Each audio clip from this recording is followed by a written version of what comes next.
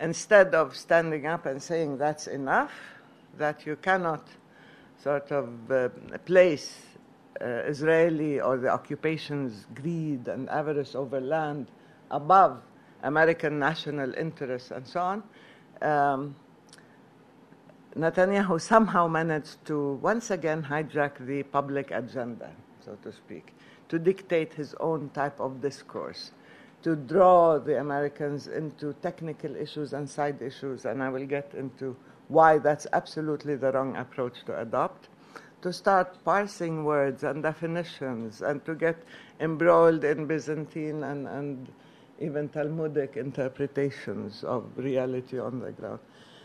All these things were to divert attention, distract the American administration, get them embroiled in all these technicalities, and in the meantime create conditions that will be detrimental to any effort at peace. Not only that, something significant happened in the sense that when the American administration decided that its national interests and its national security are linked to peace in the Middle East and to resolving the Palestinian question, instead of getting cooperation from Israel, for whom the U.S. has been a real patron and benefactor, they got a very arrogant and high-handed response.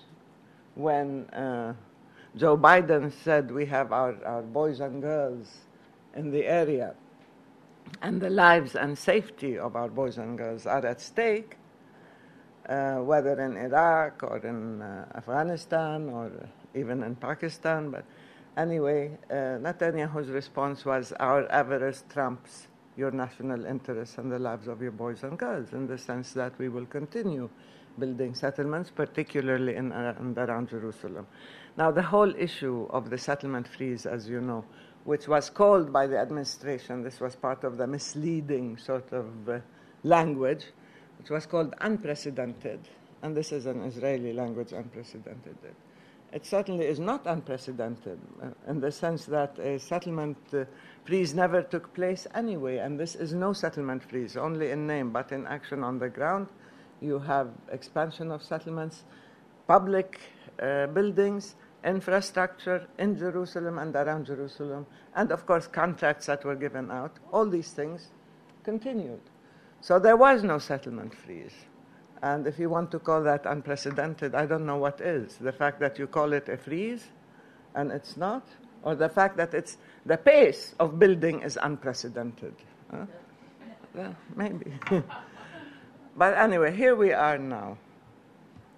The thing is, Netanyahu wants us to, and the Israeli government wants us to repeat the mistake, wants the American administration as well to repeat the mistakes of the past. We've been engaged in peacemaking for more than 2 decades, in official peacemaking, let alone previous 2 decades of dialogue and so on. And where has that gotten us? We ended up with a process for its own sake, totally abstracted, with no relationship to reality, no impact on behavior on the ground, and no credibility or legitimacy for those engaged in that process. We ended up with an approach that was gradual, functional, rather than immediate and territorial, and certainly that dealt with technical and side issues rather than with core issues, and that postponed the core issues and allowed Israel to prejudge them unilaterally, to preempt them. All these are mistakes of the past, we felt, that brought us to this very critical phase in our history. The critical phase is in the sense that matters have come to a head. We can no longer talk about a 2-state solution as being a viable option if Israel does not stop now, immediately and completely, all the settlement activities, everywhere, and for whatever reason. Because these are blurring the divide and destroying not just the territorial viability and the contiguity of the Palestinian state. And the more settlement activities there are, the more remote the chances of any solution will be. This is one.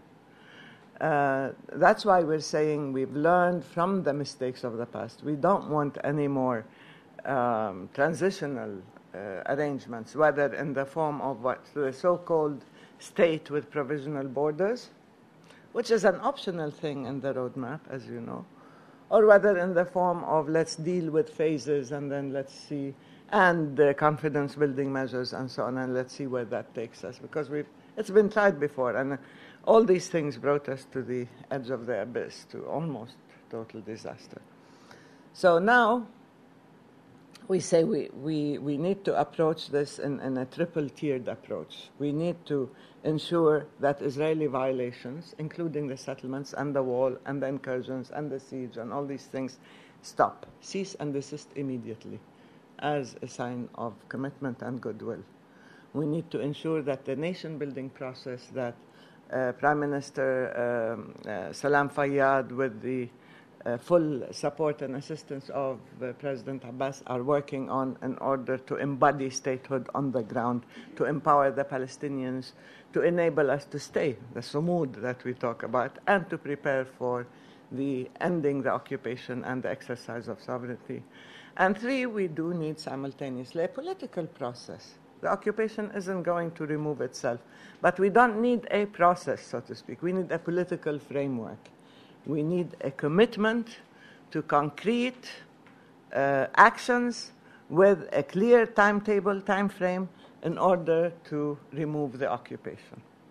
We've always said we entered, and I said this before to Phil, we've entered the peace process years and years ago for very clear reasons: the devolution of occupation and evolution of statehood. We ended up with devolution of statehood and the evolution of occupation, reinventing itself in new ways as new systems of control, without responsibility. And instead, they began dismantling Palestinian realities. And we said, you need a peace process, okay, but it has to be effective, viable, with clear terms of reference, with substance, with credibility, with an impact on behavior on the ground, and with a certain integrity that people can own and hold on to. But you need with it a nation-building process to empower the Palestinians, to build our institutions so that as you remove the occupation or deoccupy, you build the state so that there will be no period in which they say, look, they're weak or they haven't done their job seriously. That is needed desperately and has to take place immediately. Now, to the Palestinians, we also believe that we have the right to carry out resistance to the occupation. You cannot ask the Palestinians not to resist. But we are willing to define and redefine resistance as the most responsible and moral means of exposing the occupation, which is extremely immoral. And we've always said nonviolent resistance exposes not just the limits of violence, but also the cruelty and the immorality of violence. So we are quite willing to engage in popular resistance, civil disobedience, protests, marches, and so on. That has to proceed along with a whole system of what we call BDS, boycott, divestment, and sanctions for Israel, so that the occupation knows that it is costly. The occupation has to become costly. Believe me, all these years, it's been very profitable for Israel. It never paid the price, and it was never held accountable. And if governments don't want to do it, the public is willing to do it. There are many people now, individuals, organizations, grassroots, and so on, who are carrying out, whether universities, colleges, and so on, also the boycott, divestment, sanctions program. And of course, the Israelis are yelling, it's not fair. But when we elected the wrong party, we were placed under sanctions when we were a people already under occupation. Nobody said that's not fair. How come an occupier that has been violating our rights and international law for decades has never been held accountable, never been punished? And yet the moment the people say, we want to hold it accountable, everybody says, you can't do that. This is incitement. This is provocation.